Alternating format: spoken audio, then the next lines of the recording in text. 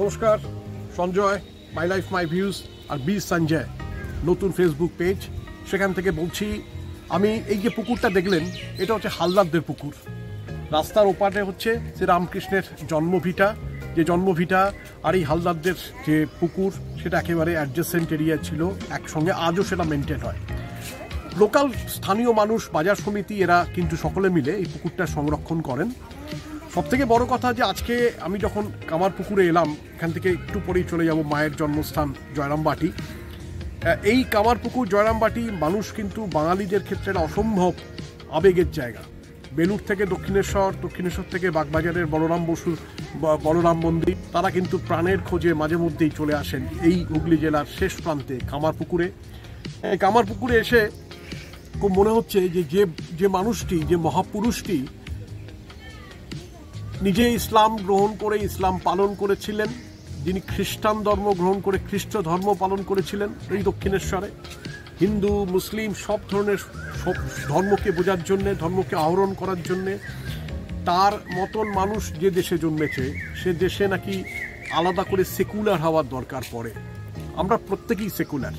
আমরা কোনোদিনও স্বপ্নও ভাবিনি যে ধর্ম নিয়ে, জাত নিয়ে আমাদের কখনো কথা বলতে হবে, ভাবতে হবে।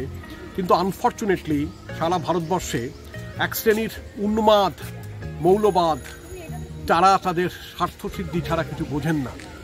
তারা যে বৈশরণে যে ঘটনাটা ঘটালেন মিনি সুইজারল্যান্ড কাশ্মীরে, সারা ভারতবর্ষ সহ সারা পৃথিবীর মানুষ নিন্দায় মুখরিত।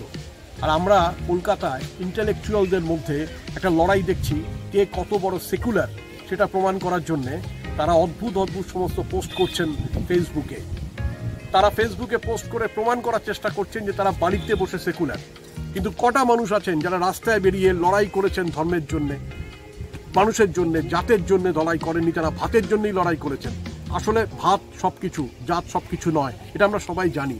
কিন্তু কালকে আপনার প্রিয় মানুষটি তার ধর্মের ওপর ভিত্তি করে তার যদি প্রাণ চলে যায় বেড়াতে গিয়ে তার স্ত্রী পুত্রের সামনে, কোন মানবিকতাকে আপনি আগে রাখবেন? কি বলবেন আপনি? তাহলে সেখানে কিন্তু আমাদের আর বলার মতো কিছু বিষয় থাকে না, চুপ করে যেতে হয়, প্রশ্ন করতে হয় সেকুলারিজমের অ্যাকচুয়াল কথার অর্থ কী। এক শ্রেণীর মানুষ আর এক শ্রেণীর মানুষকে বছরের পর বছর অত্যাচার করবেন, হত্যা করবেন নিজ ভূমে। আমরা নিজ ভূমে পরবাসে বাস করার মতন এখানে থাকবো, আর কিছু মানুষ তাদের স্বার্থসিদ্ধি করে চলে যাবে, আর কিছু মানুষ তারা সেকুলারিজমের ঝান্ডা বহন করবেন। সেটা কি করে হয়? প্রশ্ন রেখে গেলাম, ভাববেন, কমেন্টে লিখুন। পরবর্তীকালে এই বিষয় নিয়ে প্রচুর কথা বলার সুযোগ আছে, নিশ্চয়ই আপনাদের সঙ্গে আমার কথা হবে। নমস্কার, সঞ্জয় ফ্রম কামারপুকুর।